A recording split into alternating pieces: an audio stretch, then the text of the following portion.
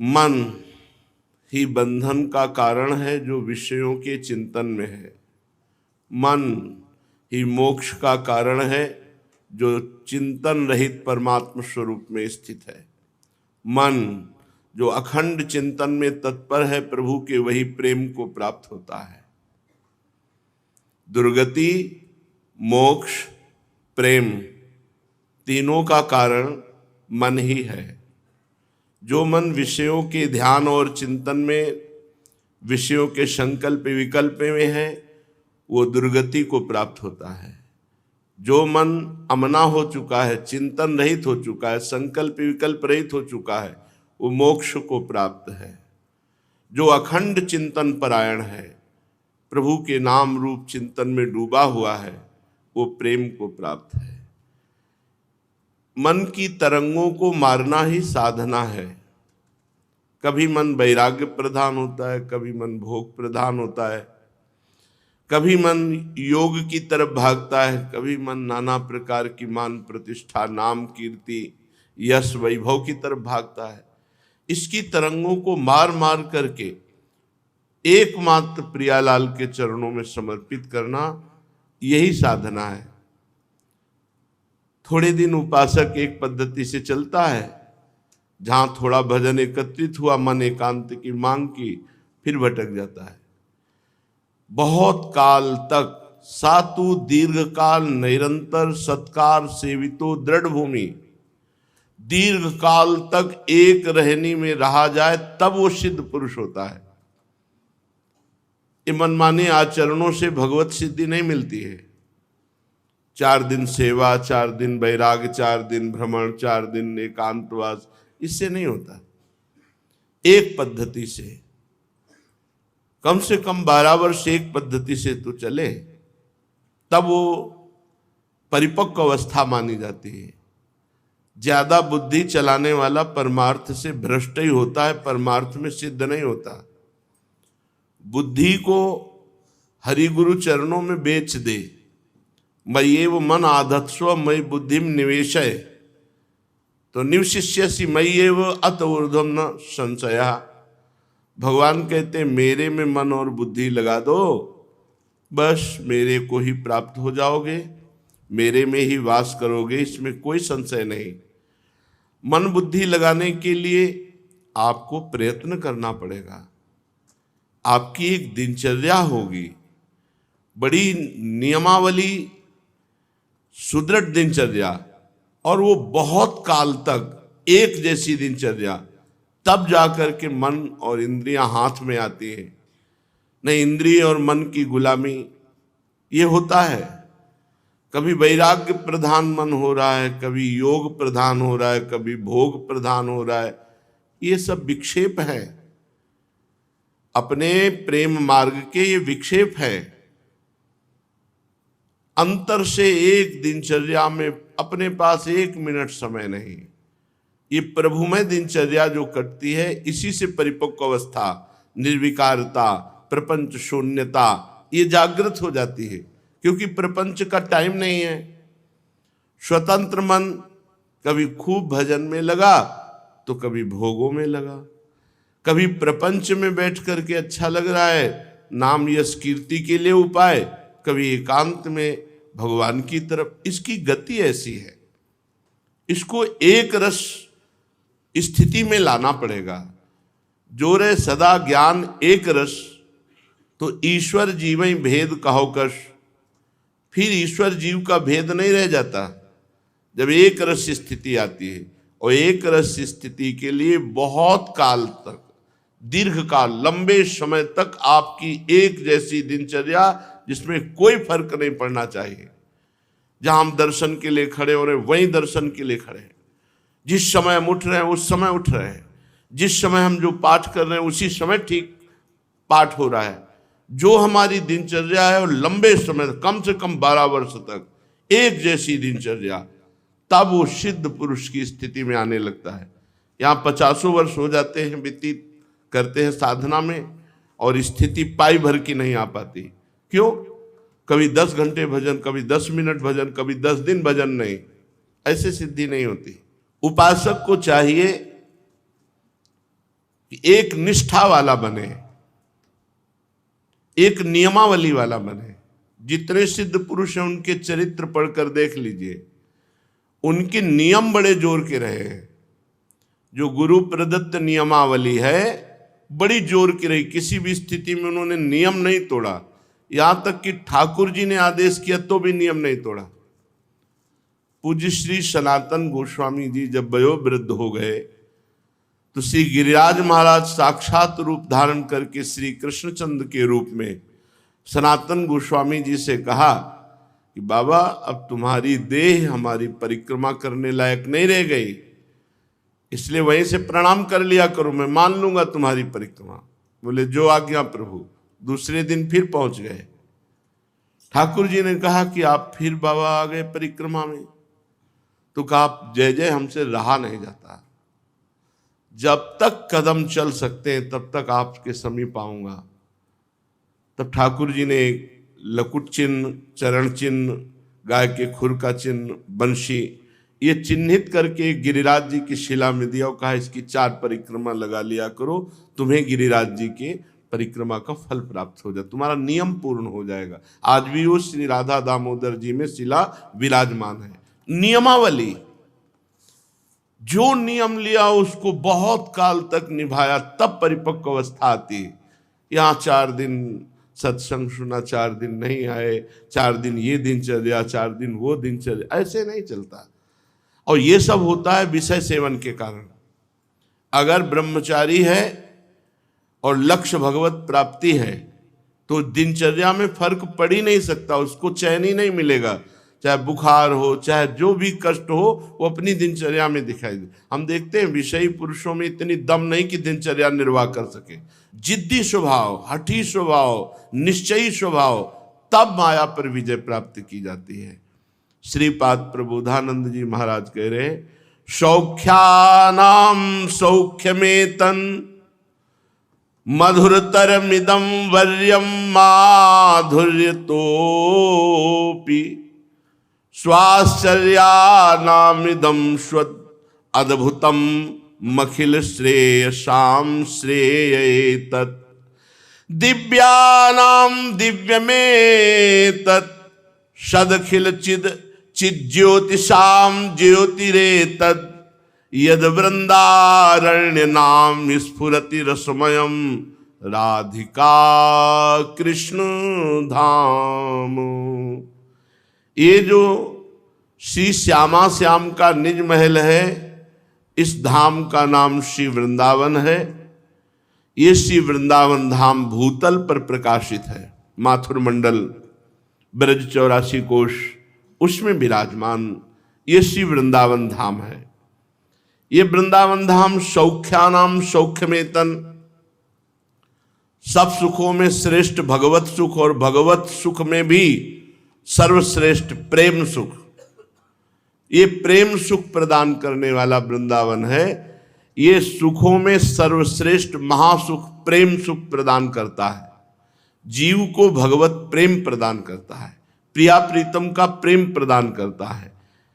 ये मधुरतर मिदम वर्यम माधुर्य तोपी, जो महामधुर रस है उसमें भी ये श्रेष्ठ प्रियालाल के नित्य विहार रस का, नित्य विहार रस का अधिकारी सहचरी भावापन्न महापुरुष ही है।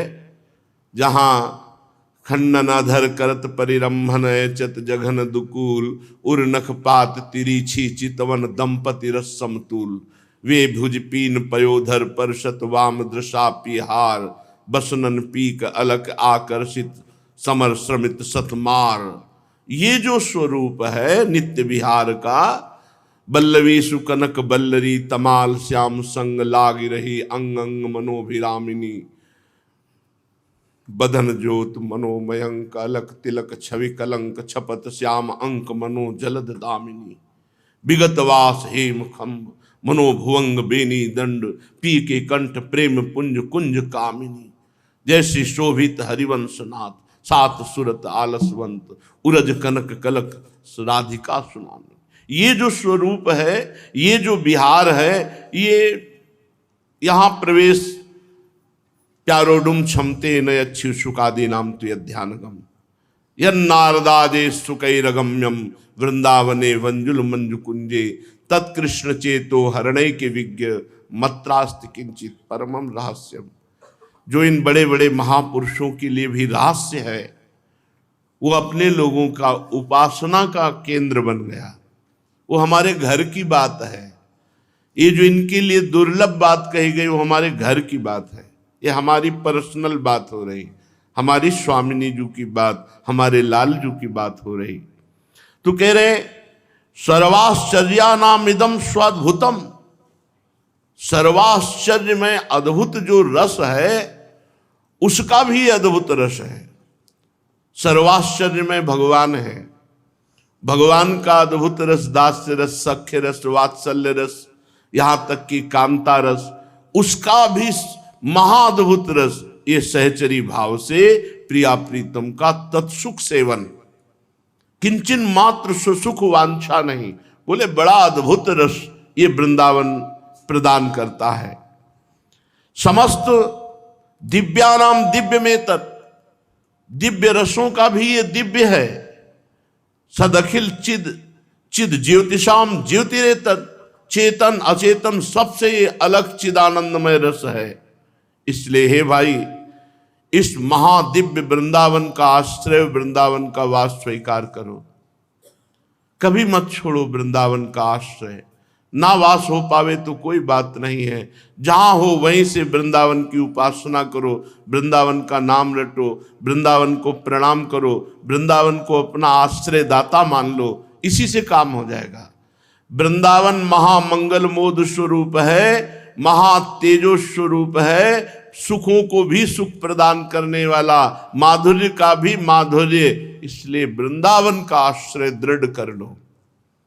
श्री ध्रुवदास जी महाराज कह रहे कि जिसको वृंदावन आने को मिला, वृंदावन का आश्रय मिला, और यहां तक कि अगर किसी विशेष कृपा से वृंदावन वास मिल गया हो, तो तज के वृंदा विपिन को और तीर्थ जे जात, छाड़ी विमल चिंतामणि कौड़ी को ललचात। जो महामहिम परम पावन श्री वृंदावन धाम को छोड़ करके और तीर्थों में जाते हैं, तो मानो ऐसी बुद्धि हो गई कि विमल चिंतामणि का त्याग कर कौड़ी उठाने के लिए जा रहे हैं। अरे प्रियालाल का निज महल है, यहाँ की एक कण की बराबरी कोई नहीं कर सकता। ये ब्रजरज है, ये वृंदावन है, यहाँ प्रियालाल खेलते हैं। यहाँ प्रियालाल के जो प्रेमियों का आंसुओं से अभिषिक्त किया हुआ भाव है, वो यहाँ पड़ा हुआ है। इसमें लोटो तुम्हारे हृदय में आ जाएगा। ये प्रेम भाव से अभिषिक्त भूमि है। इस भूमि में जो लोटे तो प्रेम युक्त हो जाए, इसकी समानता कोई नहीं कर सकता, कोई भी नहीं कर सकता। श्री वृंदावन प्रेम धाम है। इसीलिए कह रहे हैं तजिकै वृंदा विपिन को और तीर्थ जे जात, छाण विमल चिंतामणि कौड़ी को ललचात। मानसी गंगा, राधा कुंड, श्याम कुंड, मान सरोवर और भी हमारे सैकड़ों की संख्या में कुंड हैं। अगर इनका आचमन और स्नान हो जाए तो विश्व में कोई ऐसा पवित्र तीर्थ नहीं जो इनकी समानता कर सके। गिरिराज महाराज की तलहटी की पावन रज की समानता कोई नहीं कर सकता। ब्रज 84 कोस की रज परम पवित्र करने वाली, कहाँ भाग के हम जाएंगे? यही केदारनाथ आके रह रहे हैं, यही बद्रीनाथ रह रहे हैं, यही सारे तीर्थ रह रहे हैं हमारे ब्रज मंडल में। हमें कहाँ भागने की जरूरत है? अगर कहीं बुद्धि काम ना करे और धाम को छोड़कर और तीर्थों की यात्रा करे, तो मानो चिंतामणि को छोड़कर कौड़ी उठाने जा रहे हैं। छाड़ी विमल चिंतामणि कौड़ी को ललचात, पाई रतन चीन्हो नहीं, दीन्हो करते डारी। यह माया श्री कृष्ण की, मोहो सब संसार। वृंदावन रूपी रतन को पाया, लेकिन चिन्हार नहीं हुई, क्योंकि जौहरी नहीं मिले। रतन की पहचान जौहरी करता है। वृंदावन रसिक रूप जौहरी का संग नहीं हुआ तो वृंदावन रूपी रतन नहीं पाया। मिला पर छोड़ दिया। क्यों? बोले भगवान श्री कृष्ण की ऐसी विचित्र माया है कि पूरे संसार को मोहित किए हुए है। श्री धाम वृंदावन भी उनको साधारण तीर्थ या नगर जैसा लगता है। अरे महामहिम वृंदावन में एक बार प्रवेश हो गया तो नरक नहीं जाओगे। एक बार आकर बिहारी जी के दर्शन कर लिए तो उद्धार हो जाएगा। एक बार ब्रज 84 कोष में किसी पावन तीर्थ में अवगाहन कर लिया, ये सब महामंगलमय सर्व पाप नाशक। ऐसे आचमन किया, जल छिड़का, पाप नष्ट हो गए। राधा कुंड, श्याम कुंड, मानसरोवर, मानसी गंगा, ये सब महान पवित्र कुंड सरोवर है जिनमें प्रियालाल अवगाहन करते हैं। प्रगट जगत में जगमगे वृंदा विपिन अनूप, नैन अछत दिशत नहीं यह माया कर रूप। माया का पर्दा हमारे नेत्रों में है। यद्यपि नेत्र हैं फिर भी वो नेत्र नहीं जिनसे हम वृंदावन को देख सकें। प्रगट ये जगत में वृंदावन विराजमान है, बड़ा अनुपम है, महामहिम है, पर माया का पर्दा चढ़ा है हमारे नेत्रों में, इसलिए हमें माया दिखाई दे रही, वृंदावन नहीं। दिव्य कुंज निकुंज जिनमें प्रिया प्रीतम गलबैया देकर विहरण करते हैं, क्रीड़ा करते हैं, ये वही वृंदावन है। नेत्र भी हमारे हैं पर माया का पर्दा चढ़ा है। यही भजन बल से माया का पर्दा जो हटा दिए तो दिव्य वृंदावन दिव्य लीला में प्रवेश पा गए। वृंदावन को जस अमल जिहि पुराण में नाही, ताकी बानी परोजिनी कबहू श्रवणनी माही। जिस ग्रंथ में, जिस पुराण में हमारे प्रियालाल की लीला, श्री वृंदावन कुंज निकुंज यमुना रस रानी, इनकी महिमा वर्णन नहीं है, उस पुराण की चर्चा हम कभी कान में सुनना नहीं चाहते। ध्रुवदास जी कह रहे हैं हमारे कानों में वो बात कभी न पड़े जिसमें प्रियालाल न हो, वृंदावन न हो, यमुना रस रानी न हो, वृंदावन की महिमा शोभा गुण रूप लीला इनका वर्णन न हो, वो बातें हमारे कानों में कभी न पड़े। वृंदावन को जस सुनत जिनके नाही हुलास, तिनको परस न कीजिए तजि ध्रुव तिनको पास। वृंदावन की महिमा सुनते हुए जिनका हृदय उल्लसित नहीं होता, प्रियालाल की बात सुनते हुए जिनको रोमांच नहीं होता, क्यों? क्योंकि वृंदावन और प्रियालाल से अपनापन नहीं है। ऐसे लोगों का स्पर्श न करे, स्पर्श करने से भजन तेज की हानि हो जाती है। जैसे अपवित्र भोजन पाने से, अवैष्णव के हाथ से भोजन पाने से भजन तेज नष्ट हो जाता है। भजन करने का उत्साह और भजन का प्रभाव क्षीण हो जाता है।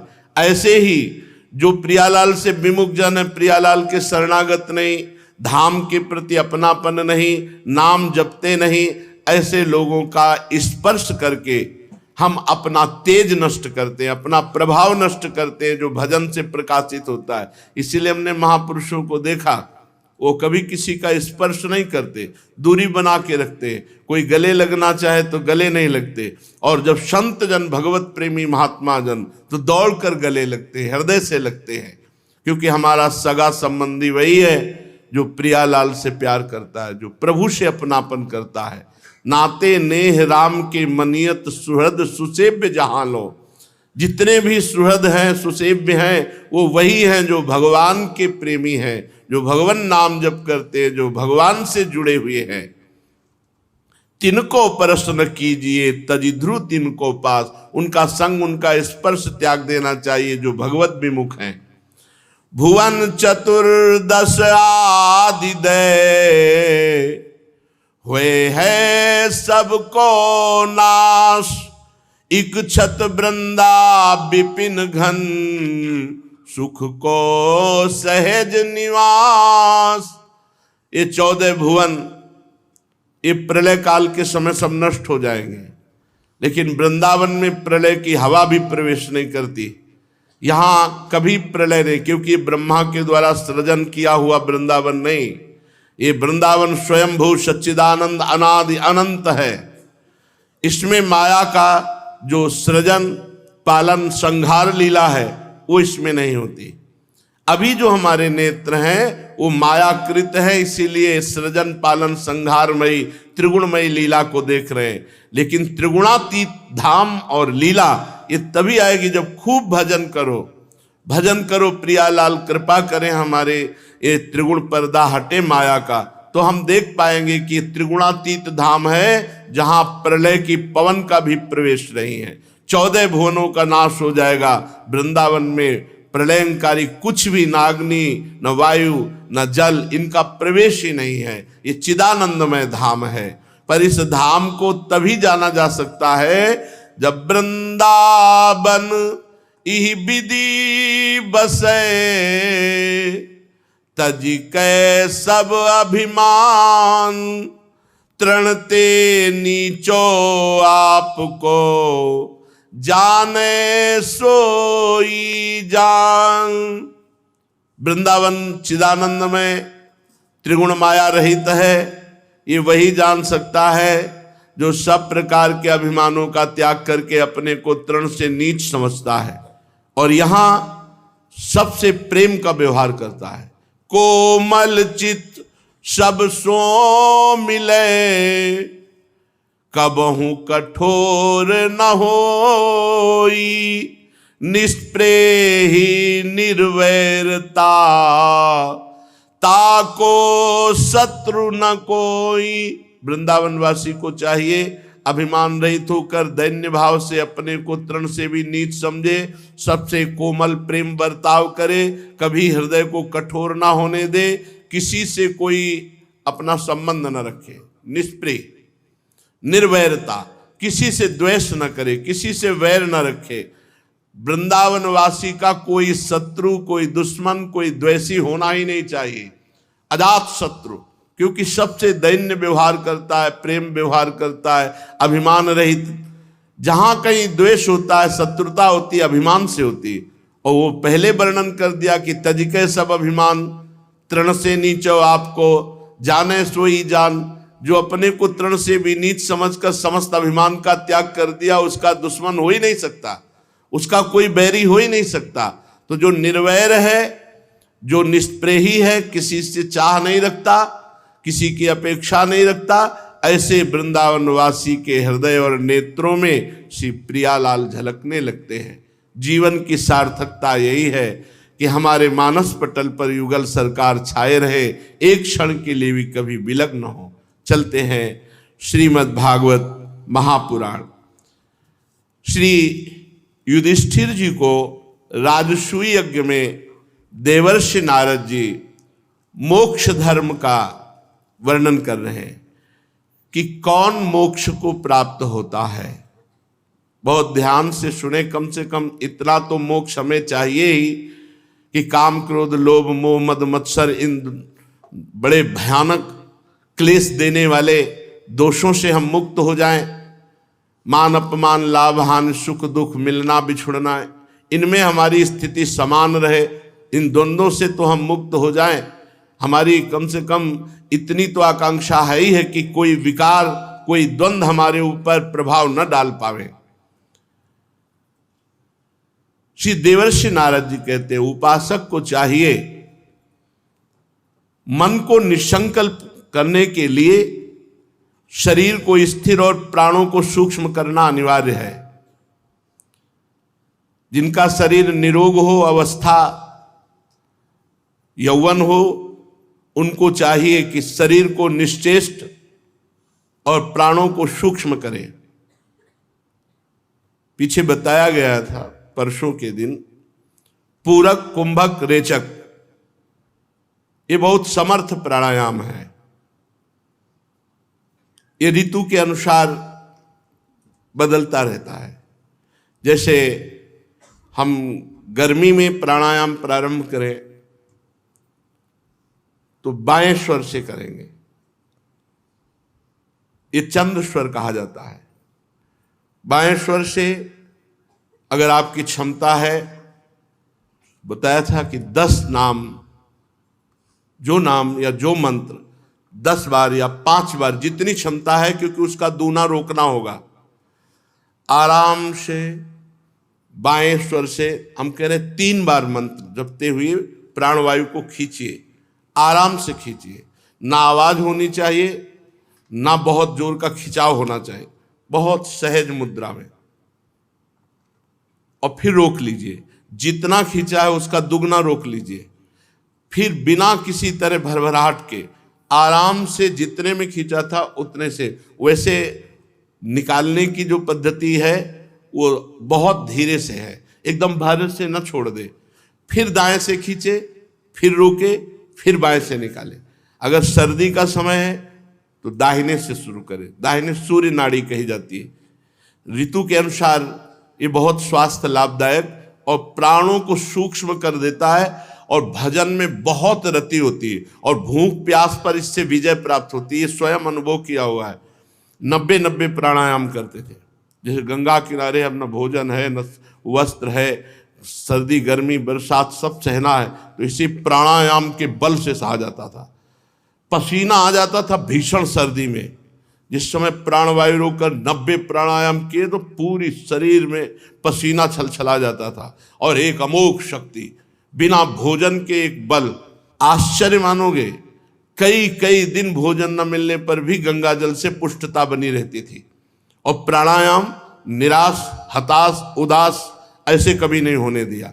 तो शरीर को स्वस्थ रखने के लिए और प्राणों का संयम करने के लिए और अन्न को पचाने के लिए जरूरी है थोड़ी देर व्यायाम और थोड़ी देर प्राणायाम। अगर शरीर स्वस्थ है तो जहां चाहो वैसे रोक सकते हो, शांत एकदम।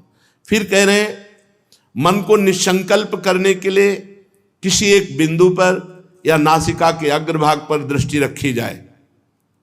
10 मिनट से शुरू करो, 5 मिनट से शुरू करो, शांत। और ऐसे करोगे आंख मुंदने न पावे केवल नासाग्र, दोनों आंखों की दृष्टि यहां होनी चाहिए। और यहीं पर लिखो राधा नाम, बार बार शांत। फिर देखो आपको कैसे एकाग्रता बढ़ती है। अगर आपके मस्तक पर दर्द होने लगे तो परेशान मत होना, ये अभ्यास ना होने के कारण थोड़े दिनों में बिल्कुल समान हो जाएगा।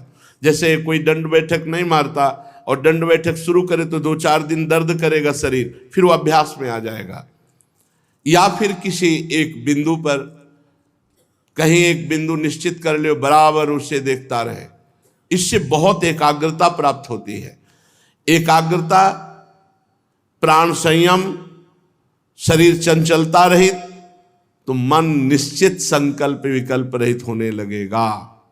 साधना का फल है बिना इच्छा और संकल्प के कितने मिनट, कितने सेकंड तुम्हारा मन रहा। देखो, बिना इच्छा के, कोई इच्छा नहीं, कितने सेकंड तुम्हारा मन रहा, कितने मिनट तुम संकल्प रहित रहे, इच्छा रहित रहे। जांच करो अपनी। हर उपासक, चाहे गृहस्थ हो चाहे विरक्त, जब हम साधन में बैठे हैं तो ये तो देखें कि कितना अंतराय मन संकल्प विकल्प और इच्छा रहित होता है। बोले 1 घंटा हो गया, कोई इच्छा नहीं हुई, कोई संकल्प विकल्प नहीं हुआ। जांच करो, मिनट निकलना मुश्किल होता है जिनकी साधना ठीक नहीं है। फौरन कोई संकल्प कर लेगा, कहीं भाग जाएगा। और जिनकी साधना तो घंटों निकल जाएंगे, कोई इच्छा नहीं, कोई संकल्प नहीं, कोई स्फुरना ही नहीं। जब तक मन संकल्प विकल्प न छोड़ दे तब तक पूरक, कुंभक, रेचक प्राणायाम, नासिकाग्र दृष्टि, इससे होगा प्राण सूक्ष्म, शरीर चंचलता रहित और मन संकल्प विकल्प रहित। ये मोक्ष मार्ग का पथिक, जो भगवत मार्ग का पथिक जरूर होना चाहिए। ये दिनचर्या जरूर होनी चाहिए। काम की चोट से घायल चित्त जब साधक का इधर उधर चक्कर काटते हुए भागे तो उसको सहारा नहीं मिलना चाहिए काम का। चलो उस व्यक्ति के पास चलते हैं, या वो क्रिया कर लेते हैं, या वो दृश्य मोबाइल में देख लेते हैं। कोई भी सहारा ना मिले तो चक्कर काट के वो 1 सेकेंड में फिर आ जाएगा आपके पास। अगर कोई सहारा है बस वहीं चला जाएगा, फिर आपको विचलित कर देगा। मोबाइल खोलो या कोई क्रिया करो या किसी व्यक्ति के पास चलो, कोई सहारा अगर है तो फिर मन आपके वश में नहीं होने वाला। काम की चोट से घायल चित्त जब साधक का इधर उधर चक्कर काटता है तो उसे कोई सहारा नहीं मिलना चाहिए। जैसे जल जहाज का पक्षी उड़े और उसे कोई अन्य बैठने को लिए ना मिले तो पुनः वहीं आकर बैठ जाएगा, ऐसे ही मन पुनः साधन में लग जाएगा, और अगर सहारा मिल गया तो भ्रष्ट कर देगा। जहां जहां तुम्हारा मन जाए वहां वहां से उसे लौटाकर धीरे धीरे अपने लक्ष्य में लगावे, प्रभु के चिंतन में, प्रियालाल के चिंतन में लगावे। जब साधक निरंतर इस प्रकार अभ्यास करता है तो जैसे ईंधन अग्नि में न डाला जाए तो अग्नि कुछ समय बाद शांत और बुझ जाती है, ऐसे विषय भोग ना दिया जाए तो मन और जनेंद्री ये शांत हो जाएंगे। पर शांत हो गए इसका मतलब ये नहीं कि तुम काम विजयी हो गए हो। अगर फिर घास डाल दोगे तो फिर उसमें अग्नि जल उठेगी। अभी वो शांत हुई है, पूरी बुझी नहीं है। बुझती है परमात्मा प्राप्ति के बाद। जहां परमात्मा साक्षात्कार हुआ तो नहीं स्वात्मारामम विषय मृग तृष्णाम भ्रमयति। आत्माराम पुरुष को फिर ये झूठे विषय फंसा नहीं सकते। थोड़े ही समय में साधक का चित्त शांत हो जाता है। जब काम वासनाएं चोट करना बंद कर देती हैं, वृत्तियां शांत हो जाती हैं, चित्त एकाग्र हो जाता है, उसी समय ब्रह्मानंद भगवदानंद का स्फुरण होता है। जहां ब्रह्मानंद का स्फुरण हुआ तो निज सुख बिन मन होए कि थिर। अब निज सुख मिला, अब मन कभी उसका बाहर नहीं जाएगा। ब्रह्मानंद भगवदानंद का जो ही स्फुरण हुआ, अब मन बाहर नहीं जाएगा। कब हुआ? फिर एक बार ध्यान से सुन ले, बहुत सुंदर साधना की बात है। जब तक मन संकल्प विकल्प नहीं छोड़ता तब तक भगवत मार्ग पुष्ट नहीं होता। इसके लिए शरीर का चंचलता रहित होना, बार बार ऐसे ऐसे ऐसे चंचलता रहित होना, दृष्टि का गंभीर लक्ष्य पर, किसी बिंदु पर या नासिका के अग्रभाग पर, पूरक कुंभक रेचक प्राणायाम के द्वारा प्राणों को सूक्ष्म कर लेना। अब काम की चोट से घायल हुआ चित्त साधक का इधर उधर जहां भटकता है, उसे कोई सहारा नहीं मिलना चाहिए, तो वो वहां से लौटकर धीरे धीरे बार बार जाएगा और लक्ष्य में आ जाएगा। और जब साधक निरंतर ऐसा अभ्यास करता है, केवल उसे विषय संयोग ना मिले तो ईंधन के बिना जैसे अग्नि बुझ जाती है, ऐसे ही विषय सेवन ना होने पर उसका मन शांत हो जाता है। जब काम वासनाएं स्फुरण होना बंद हो जाती हैं, वृत्तियां शांत हो जाती हैं, तब चित्त में भगवदानंद का स्फुरण होता है, ब्रह्मानंद का स्फुरण होता है। अब कभी उसके अंदर वासना नहीं जगेगी, क्योंकि ब्रह्मानंद का जहां सुख मिला, भगवदानंद का सुख मिला, अब मन झूठे विषयों में नहीं जाएगा। विरक्त को चाहिए कि जब वो अर्थ से, काम से और साधारण धर्मों से विरक्त हो गया है तो पुनः इनका कभी जीवन में स्वीकार नहीं करना चाहिए, इनका सेवन नहीं करना चाहिए। लोक धर्म का, अर्थ का, काम का त्याग करके ही तो हम विरक्त हुए हैं। यदि सेवे तान भिक्षु स वै वांतास्य पत्रपहा। धर्म का भी त्याग, अर्थ का भी त्याग, काम का भी त्याग, वो मोक्षावलंबी है, वो प्रेम मार्गी है, तो उसके लिए अब कोई नहीं। त्यज लोक धर्मान, लोक धर्मों का त्याग कर तो वैरागी हुआ है। जिन्होंने विरक्त होने के समय अपने शरीर को मृत्युग्रस्त जाना, विष्ठाक्रमी राख बन जाएगा ये जाना, तो फिर वो इस शरीर को सुख कैसे देने लगे, इस शरीर का सेवन कैसे करने लगे। ये चारों नष्ट हो जाते हैं। जो गृहस्थ अपने गृहस्थ धर्म के कर्म का त्याग कर देता है वो नष्ट हो जाता है। जो ब्रह्मचारी ब्रह्मचर्य व्रत का त्याग कर देता है वो नष्ट हो जाता है। जो वानप्रस्थ गांवों में घरों में रहने लगता है वो नष्ट हो जाता है। इंद्रिय लोलुप सन्यासी जो भोगों के भोगने में तो वो नष्ट हो जाता है। ये चारों आश्रम के कलंक हैं और ये ढोंगी हैं और ये पाखंड करते हैं। इन मूढ़ों की बड़ी दुर्गति होगी, ऐसा श्रीमद् भागवत कह रहे। जो कर्म त्यागी गृहस्थ है, व्रत त्यागी ब्रह्मचारी है और वानप्रस्थ गांव में रहता है और सन्यासी होकर इंद्रिय लोलुप है, ये चारों ढोंगी हैं, चारों कलंकी हैं, चारों अपने परमार्थ से रहित मूढ़ गति को प्राप्त होते हैं। आत्मज्ञान प्राप्त करके वासनाओं को निर्मूल करना यही सन्यास धर्म है। आत्मज्ञान प्राप्त करके निर्वासनिक होना यही सन्यास का लक्षण है। अपने परब्रह्म स्वरूप आत्मा को जब जान लिया तो फिर भोगों की तरफ कैसे वृत्ति, विषयों की इच्छा कैसी, भोक्ता भाव कैसा, ये इंद्रिय लोलुपता, शरीर का पोषण बैरागी सन्यासी को त्याग देना चाहिए। उपनिषदों में कहा गया है कि शरीर एक रथ है और 10 इंद्रियां इस रथ में जोते हुए घोड़े हैं और मन इन इंद्रियों को वश में करने वाली लगाम है। अर्थात घोड़ों को जैसे वश में करने वाला लगाम, ऐसे मन लगाम। शरीर एक रथ है, 10 इंद्रियां इसके घोड़े हैं और मन घोड़ों की लगाम है और ये विचरते हैं शब्द स्पर्श रूप रस गंध और इनका सारथी है बुद्धि, बुद्धि है सारथी।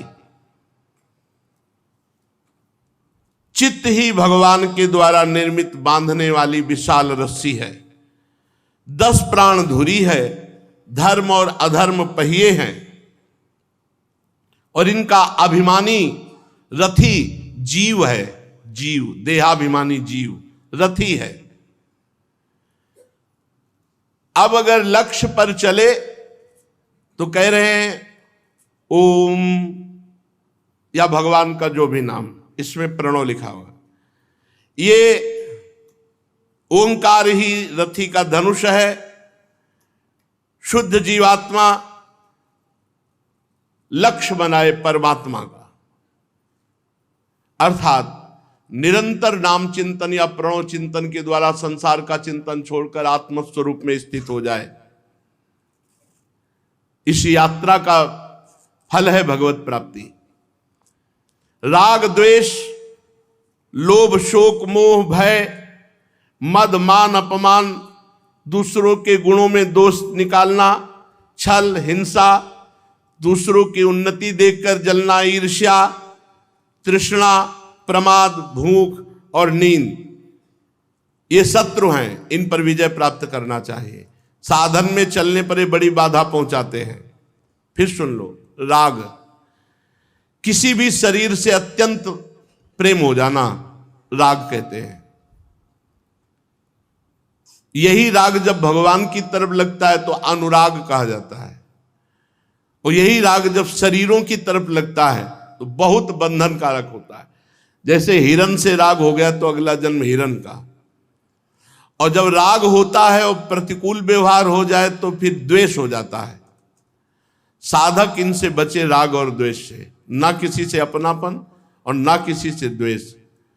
द्वेष होगा तो जलते रहोगे, अपनापन होगा तो जलते रहोगे, दोनों तुम्हारे हृदय को जलाएंगे।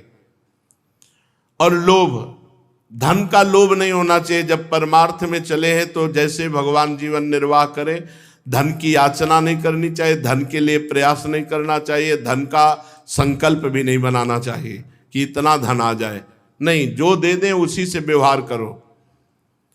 शोक, कोई मर जाए मिट जाए, शोक नहीं करना चाहिए। शोक तभी नहीं होगा जब ये ज्ञान होगा कि इसका नाम मृत्यु लोक है, यहाँ जो जन्मा है वो मरेगा, अपने समय से मरेगा, जाएगा, यहाँ अपना कोई नहीं है। बहुत बुरी दशा हो जाती शोक में। अकेला लड़का है, बहुत बढ़िया पढ़ रहा था और पधार गया।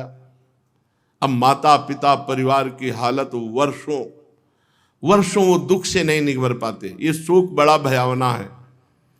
मोह, ये मेरी पत्नी है, मेरा पुत्र है, मेरी पुत्री है, मेरा घर, बड़ा मोह का जाल फैला है।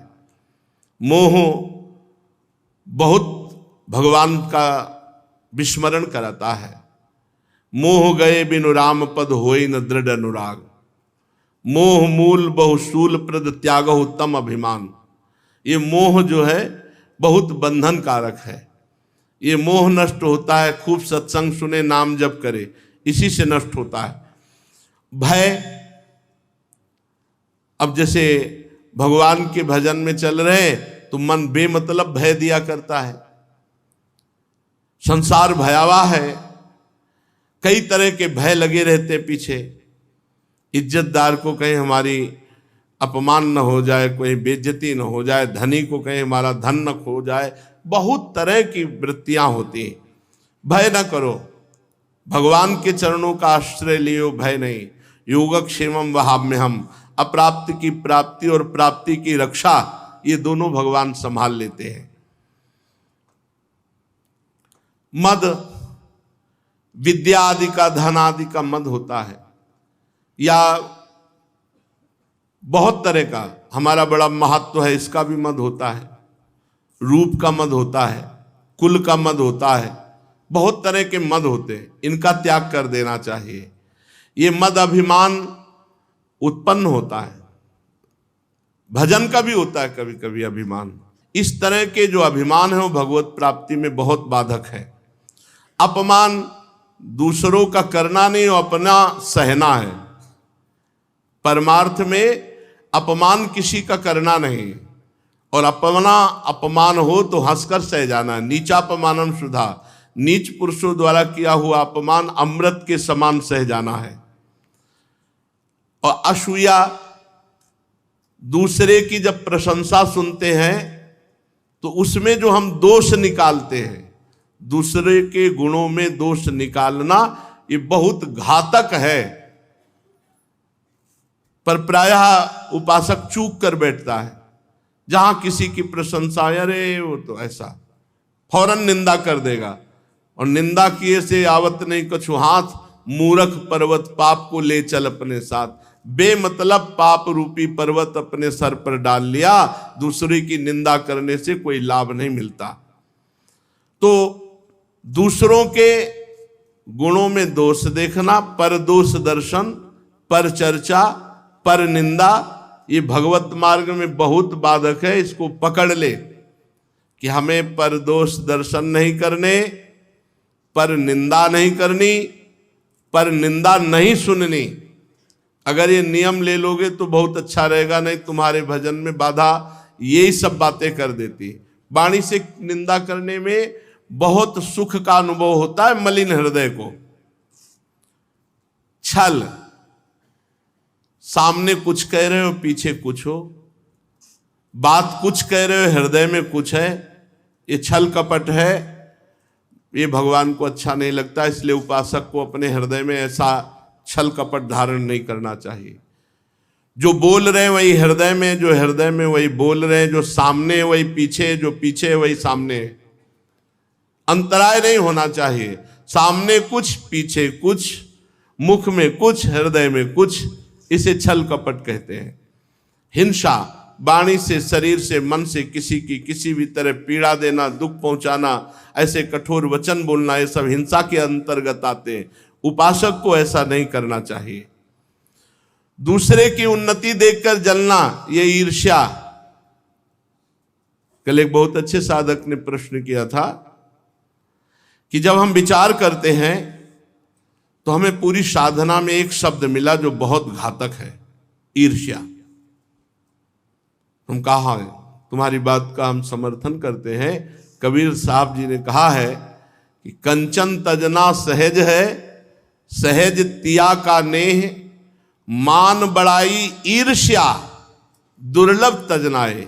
दूसरे की बड़ाई सुनकर हृदय में जलन हो जाना, इसे ईर्ष्या कहते हैं।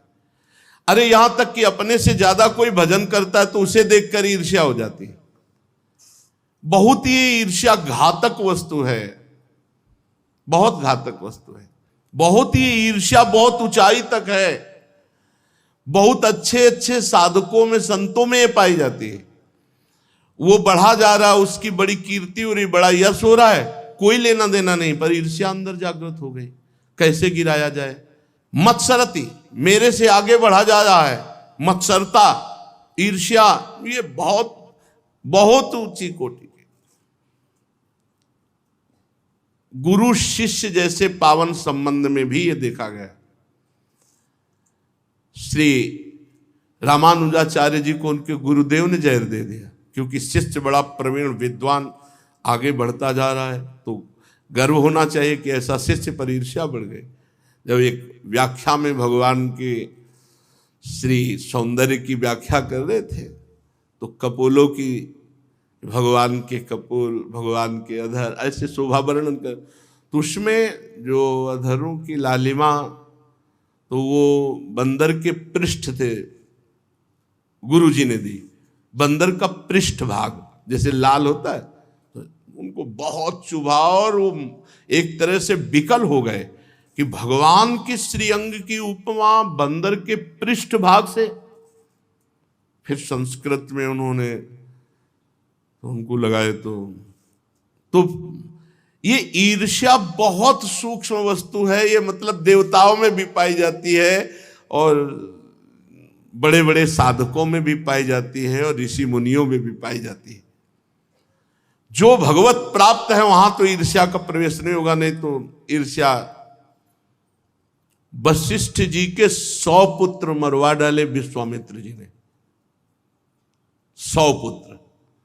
राक्षस का भाव प्रकट करके कलमस पाद राजा थे, उनके ऊपर राक्षस का आवेश किया, 100 पुत्रों को खवा डाला। बहुत, अरे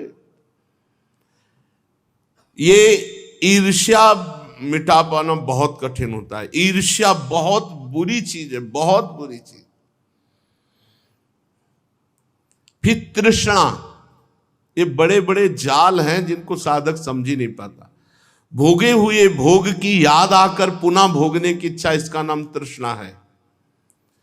फिर प्रमाद, जो करना चाहिए उसको टाल देना, अरे कल कर लेंगे, और जो नहीं करना चाहिए उसे अभी करना, इसे प्रमाद कहते हैं।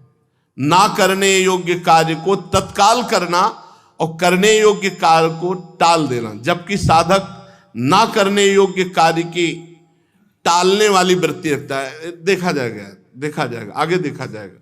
और जो करने योग्य कार्य है उसे अभी, काल करे सो आज कर, आज करे सो अब, पल में परलय होएगी, बहुरी करोगे कब, आज अभी इसी क्षण। पर प्रमाद क्या करवाता है? अच्छे कार्यों को जिनको अभी करना चाहिए उनको कल के लिए टाल देता है, बुरे कार्यों को जिनको टाल देना चाहिए वो अभी करवाता है, इसका नाम प्रमाद है। भूख सहना सीखना चाहिए साधक को।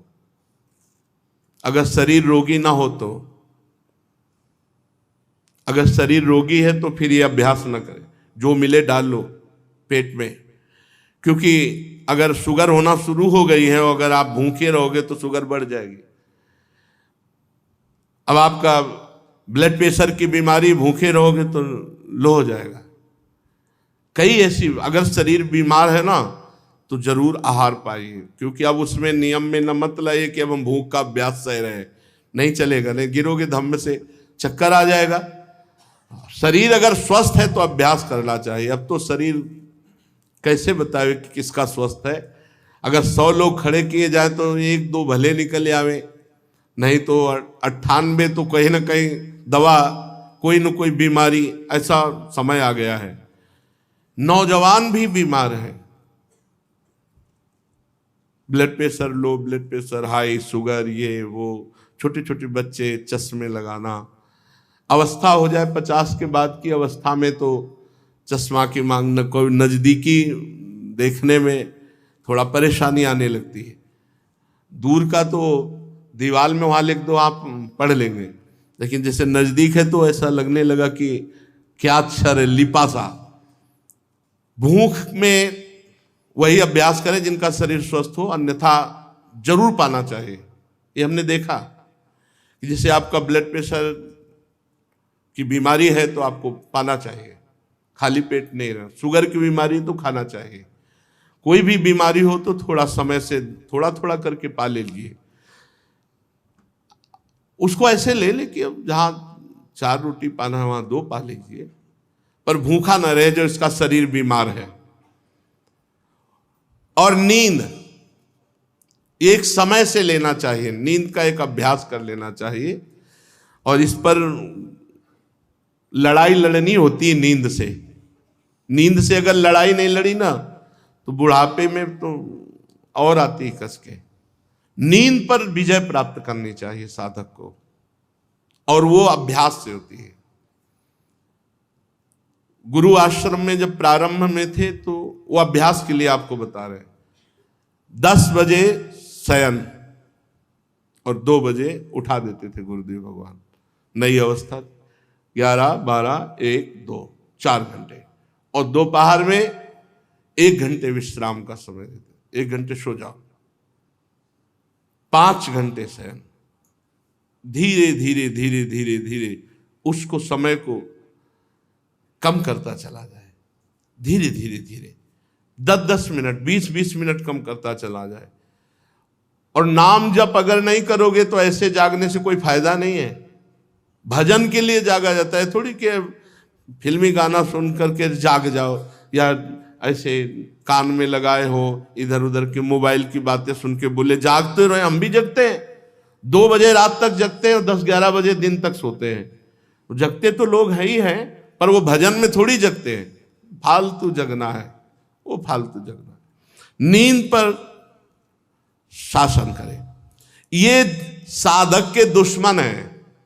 फिर सुन लो, राग, द्वेष, लोभ, शोक, मोह, भय, मद, मान, अपमान, दूसरे के गुणों में दोष निकालना, छल, हिंसा, दूसरे की उन्नति देखकर जलना, ईर्ष्या, तृष्णा, प्रमाद, भूख और नींद, ये शत्रु हैं, भगवत प्राप्ति होने में बाधा पहुंचाते हैं। रजोगुण और तमोगुण के कारण इनकी वृत्तियां टिकती हैं। यदि सतोगुण हो तो इनकी वृत्तियां नहीं टिकेंगी, स्फुरण होगा, वह नष्ट हो जाएंगी।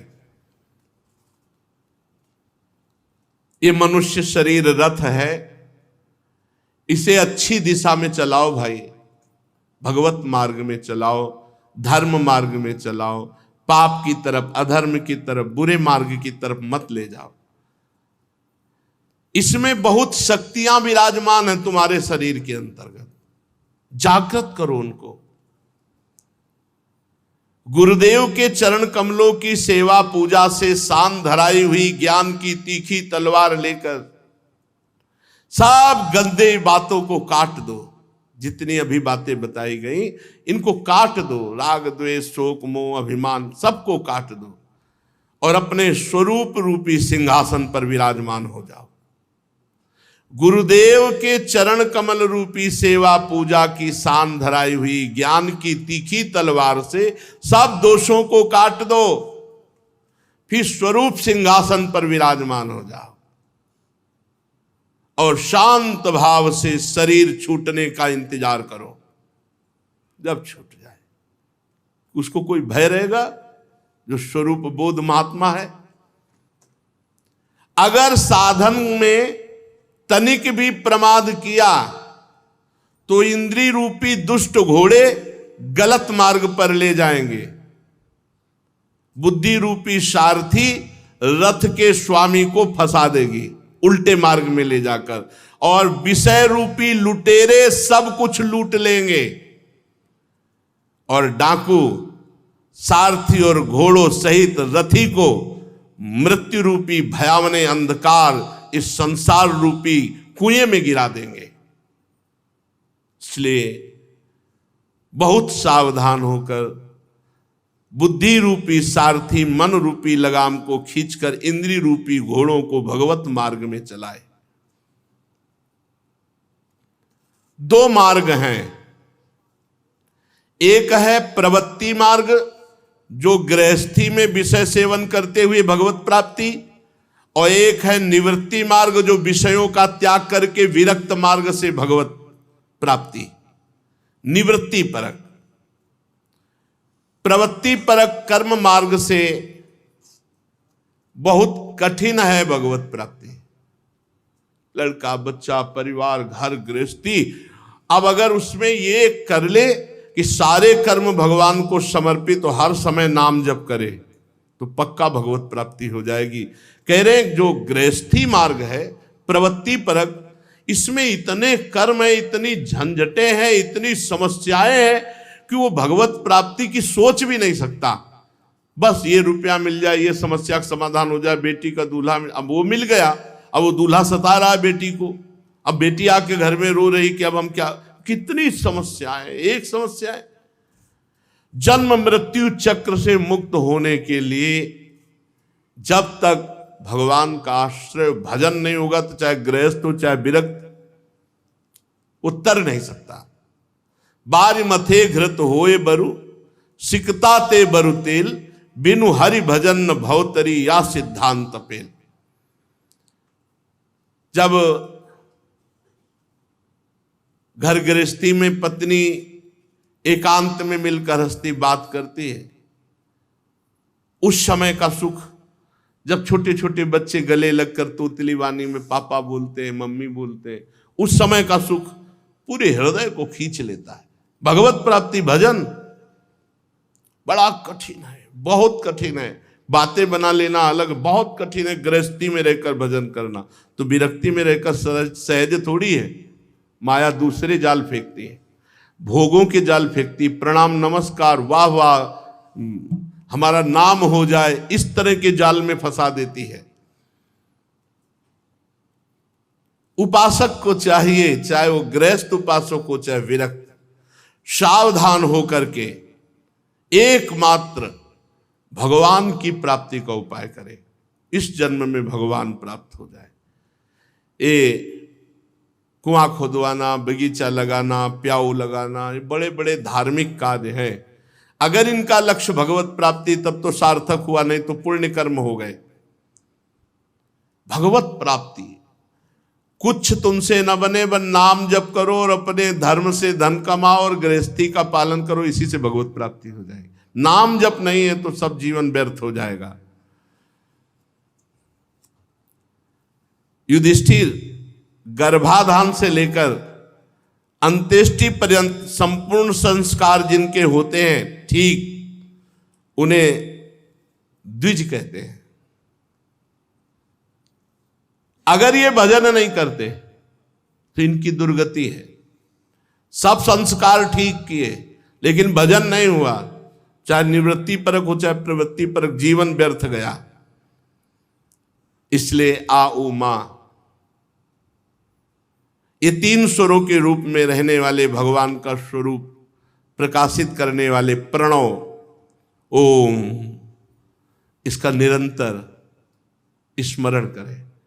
यहां वर्णन करें भगवान के अनंत नामों में एक नाम प्रणव है। ये वेद में उद्गीत नाम से कहा गया, बड़ी महिमा है इस नाम की।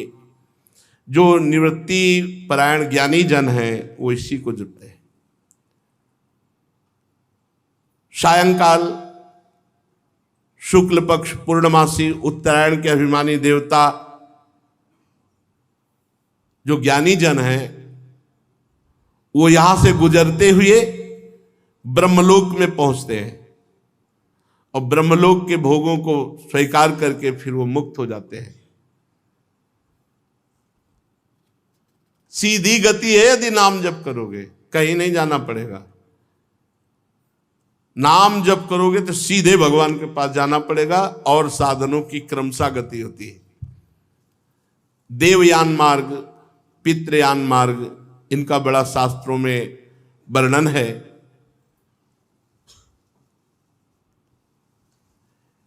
शरीर पंचभूतों का अवयव है। इससे अंदर सूक्ष्म शरीर, ये सब मायाकृत है। खोज करने पर इनकी सत्ता नहीं मिलती। इसलिए उपासक अंतःकरण और स्थूल शरीर और स्वभाव, इन सबको मायाकृत समझकर इसका दृष्टा बने, इनसे अलग रहे। बड़ा कठिन है इससे अलग रह पाना। ये जागृत में एक शरीर नहीं रहता। स्थूल शरीर जो जागृत में है, तो स्वप्न शरीर में जब हम पहुंचते तो इस जागृत वाला स्थूल शरीर नहीं रहता, और जब हम जागृत में आते तो स्वप्न वाला शरीर नहीं रहता, और जब सुषुप्ति में चले जाते तो जागृत स्वप्न दोनों का शरीर नहीं रहता। क्या इनकी सत्ता है? जो कुछ ही घंटों में जिनकी सत्ता लुप्त हो जाती है, वो क्या सत्य है? हम त्रिकाल सत्य हैं। जो हम जागृत में थे वही स्वप्न में है, वही सुषुप्ति में है। युधिष्ठिर, शास्त्राज्ञा के विरुद्ध कोई द्रव्य ग्रहण न करे। रुपया पैसा सामग्री ये जहर है, अगर धर्म विरुद्ध ग्रहण किया तो परिवार का और तुम्हारे दिमाग का ये नाश कर देंगे। लगता है यार मिल गया बड़ा मौज, नहीं। एक संत अपने शिष्यों के साथ जा रहे थे तो रास्ते में 4 थैलियां पड़ी थी असरफियों की भरी हुई। स्वर्ण की मुद्राएं उस समय चलती थी। तो शिष्य ने देखा, बोले गुरुजी ये चारों ले लेते हैं, भंडारा होगा बढ़िया संतों का। उनका नहीं, ये डाइन है, खा जाएगी। ये माया डाइन है, खा जाएगी, हटो, छूना मत। अरे बोले गुरुजी आप, बढ़िया काम आएगा। बोले तुम्हें विश्वास नहीं हो रहा? चलो दूर बैठ जाओ, छुप के झाड़ियों में देखना है डाइन कैसे खाती है। थोड़ी देर में 4 राज कर्मचारी बंदूक लिए हुए वहां से घोड़े पर सवार निकले। जो ही देखा सरफी उतर गए। बोले यार आज तो बड़े भाग्य, 4 लोग हम हैं और 4 थैली सरफी मिली, एक एक ले लेते हैं। तो यार भूख लगी है तो ऐसा करो, 2-2 सिक्का चारों से निकाल लो और जाओ, 2 लोग जाओ, बढ़िया भोजन लाओ। 4 लोग मिलकर के पाते हैं और फिर एक एक थैली बांट लेते हैं। शिष्य ने कहा देखो गुरुजी कह रहे थे डाइन खा जाएगा, बढ़िया भोजन आएगा, बढ़िया खाएंगे। अब वो दोनों गए, रास्ते में विचार करते हैं कि अगर 2 खत्म हो जाए तो 2-2 थैली मिल जाएंगी। बोले हाँ ठीक है। तुमने क्या विचार किया? बोले चलते हैं हम लोग वहीं भोजन पा लेते हैं और 2 के भोजन में जहर मिला देते हैं, और वो जब पाएंगे तो मर जाएंगे। बस 2-2 थैली ले लिए। ये पक्की बात रही। वो भोजन लेकर के जहर मिलाकर इनके लिए ला रहे हैं, स्वयं अच्छा भोजन पा लिए। इधर दोनों बैठे विचार के बोले अगर आते ही सूट कर दें दोनों को तो 2-2 थैली मिल जाएगी। बोले अब बढ़िया रहेगा।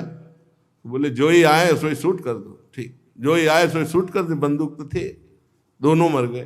बोले अब चैन से भोजन तो पा लेते हैं। दोनों भोजन पाए, वो भी मर गए। गुरुजी ने कहा देखा डाइन चारों को खा गई, भाग भाग यहां से, नहीं तो ये अधर्म का पैसा, व्यर्थ का पैसा, ये बहुत नाशकारी होता है।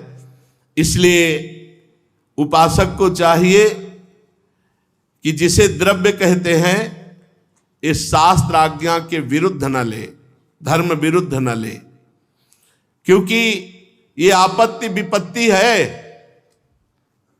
अधर्म का पैसा आपत्ति विपत्ति है। ये पुराने लोग पता नहीं शास्त्र पढ़े थे कि नहीं पढ़े इतना, लेकिन कढ़े बहुत थे।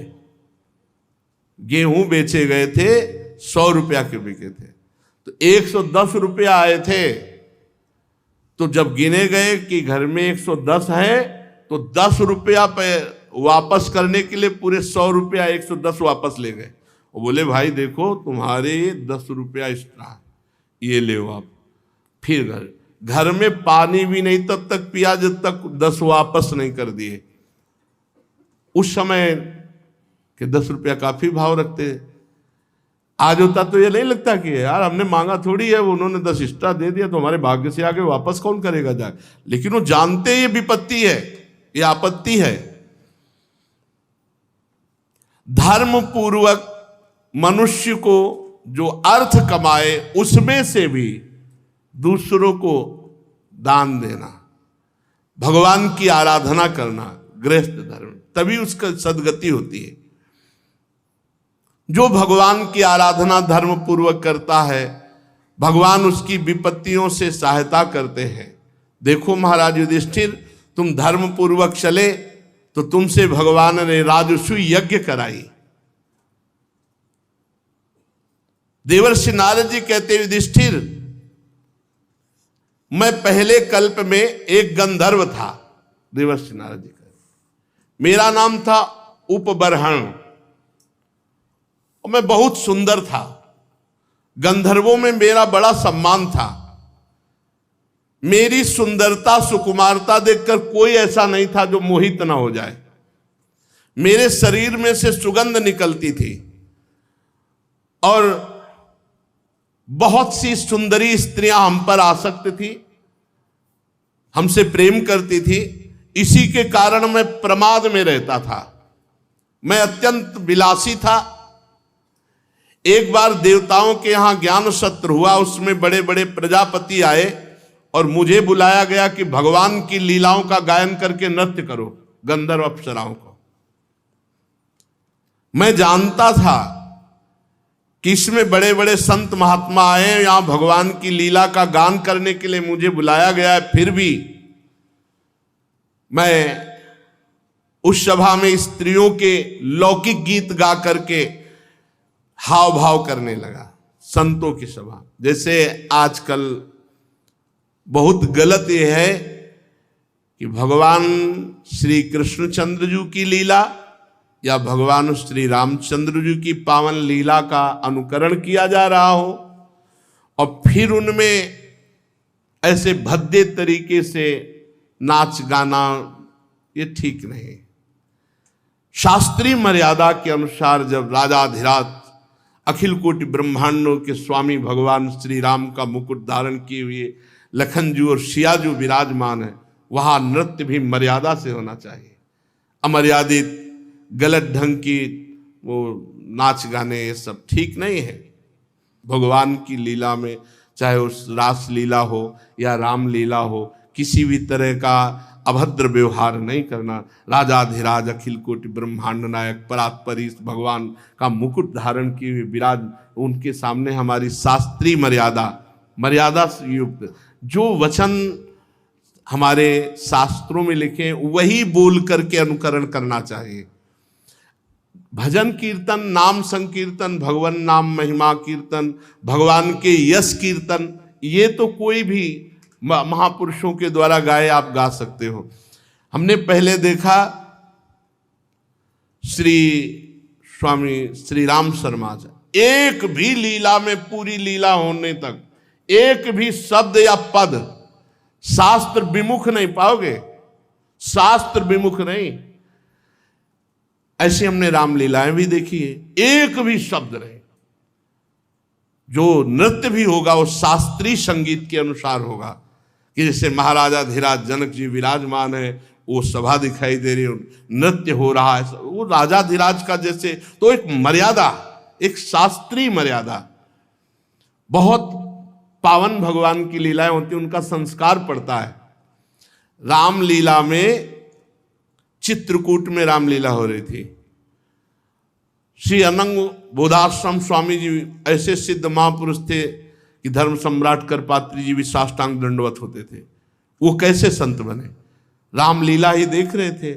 जब देखा कि राम जी को 14 वर्ष का वनवास और दशरथ जी के वचन का पालन करने के लिए विरक्त वेश धारण किया, तो जो 7, 8 कक्षा 9 में 10 में जो भी पढ़ रहे हो, इसी संख्या में पढ़ रहे थे, भाग पड़े चित्रकूट से कि भगवान ने जब वनवास ले लिया तो अब हम घर जाके क्या करेंगे।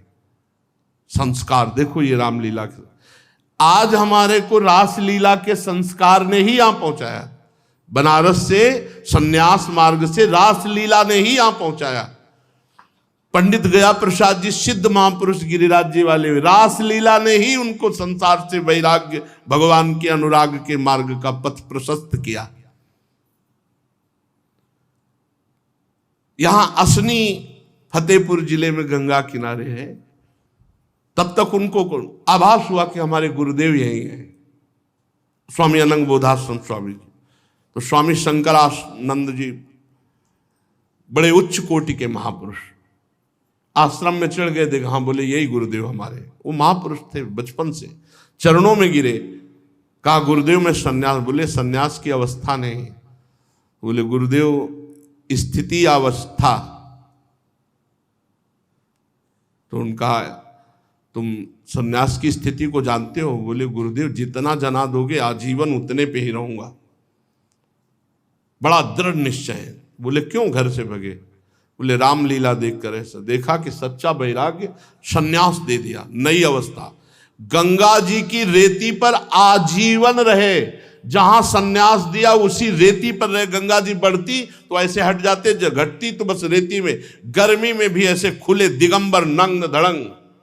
रामलीला ने एक महापुरुष बना दिया, और ऐसे करोड़ों महापुरुष बना दिए रामलीला रासलीला ने। तो इन लीलाओं का अनुकरण हम सनातन धर्मावलंबियों के हृदय में भगवत भक्ति, भगवत प्रेम, भगवत भाव जागृत करता है। भगवान की लीलाओं का अनुकरण, भगवान की लीलाओं का श्रवण, भगवान की लीलाओं का गायन, ये जीव को परम पद प्रदान करता है। सच्ची कहते हैं भगवत आवेश होता है। जैसे रासलीला में ठाकुर जी और प्रियाजू जब चंद्रिका मुकुट धारण करते हैं, हम स्वयं हृदय की बात कहते हैं। उड़िया बाबा के यहाँ श्री स्वामी जी रास कर रहे थे। रास का प्रसंग था कि लाडली जो अपनी सखियों के साथ यमुना पार होना चाहती थी, और लालजू केवट बन करके आए थे। सखियों ने विनय की कि आप हमें पार हो। तो उन्होंने कहा जब तक ये जो लाडली जो है इनके चरण नहीं पखार लेंगे तब तक हम पार नहीं ले जाएंगे। जैसे केवट राम जी के चरणों के लिए हट किया ना, ऐसे ही लालजू ने लाडली जू के चरणों के लिए हट किया। अब तो लाडली जो विराजमान है, लालजू चरण पखार रहे हैं, और ये हम देख रहे हो अंदर इतना लालच जगा कि अगर हमारे हृदय की बात मेरे प्रभु सुन रहे हैं तो प्रभु आप या प्रियाजू इशारा करो कि ले जाओ चरणामृत। सत्य आपसे कह रहे, वृंदावन में बैठे हैं। तत्काल प्रियाजू की दृष्टि ऐसे हुई, और जटाजूट में लाल वस्त्र में बैठे, ए बाबा ऐसे, और लाल झूले ऐसे चरणामृत दिया। प्रियाजू ने बुलाया, जो ही चरणामृत दिया बस वही खड़े खड़े चिल्ला चिल्ला के रोने लगे। साक्षात प्रियालाल, ये हृदय की बात करे, साक्षात प्रियालाल है। अब जाकी रही भावला जैसी प्रभु मूरत देखी। अगर आप देखोगे कि अरे तो ब्रजवासी बालक हैं तो आपको बालक दिखाई देंगे, और देखोगे जगत के पालक हैं तो वही दिखाई देंगे, वही प्रभु दिखाई देंगे। सच्ची कहते हैं ये लीला अनुकरण में बिल्कुल भगवत। इसीलिए जब गीता वाटिका में रास का, लीला का, तो उसमें सबका प्रवेश नहीं होता था, भावुक जनों को होता था। तो बाबा और पूज्य भाई जी महाराज भाव में आंसुओं से पूरित होकर के रासलीला देख। ये श्री देवर्षि नारद जी कह रहे संतों की सभा में मुझे बुलाया गया भगवान की लीला गाने के लिए, हम गाने लगे स्त्री रूप और विलासिता के गाने। संत जन खड़े हो गए और उन्होंने कहा कि यहां तुम्हें किस लिए बुलाया गया था? सभा में भगवत लीला गायन के लिए, ये क्या गा रहे हो? स्त्री पुरुष संबंधी आकर्षण के गाने गा रहे हो, इसलिए जाओ तुम, अभी मैं तुम्हें शाप देता हूं, तुम्हारा सारा सौंदर्य नष्ट हो जाए और तुम शीघ्र ही निम्न योनि को प्राप्त हो, मनुष्य योनि में निम्न कोटि। तो बस क्या था, शरीर छूटा और मैं दासी पुत्र बना। किंतु संतों का कृपा प्रसाद ऐसा, इसीलिए कहते मुनिन का क्रोधो मुक्ति दातार। दासी पुत्र तो बने पर उन्हें बाल्यावस्था में ही संत सेवा का सौभाग्य मिला। 4 महीने संतों की सेवा, और जूठन संत जूठन, और 4 महीने सेवा से ऐसी भक्ति जगी कि देवर्षि नारद के रूप में अगले जन्म में प्रकट हुए। तो इसीलिए संत सेवा से भगवान जैसे प्रसन्न होते हैं, वैसी मैंने तुम्हें हृदय की बात बताई, वैसी कोई साधना नहीं है जो भगवान को जल्दी प्रसन्न कर ले। संत सेवा, वैष्णव सेवा, दीन सेवा, गृहस्थों के सर्व पाप नाश का परम धर्म है संत सेवा। भगवत प्राप्ति, भगवत प्रसन्नता का परम धर्म है संत सेवा। इसलिए जो गृहस्थ धर्म में भगवद आश्रित होकर अतिथि सेवा, साधु सेवा, नाम जप, अपने कर्मों को भगवान को समर्पित करता है, जो विरक्त होकर के अपने शरीर की परवाह ना करके रात दिन भजन में, इन दोनों को वही परम पद प्राप्त होता है जो बड़े बड़े सन्यासी वीतराग परमहंसों को होता है। शेष चर्चा आगे। श्री राधा वल्लभ लाल की।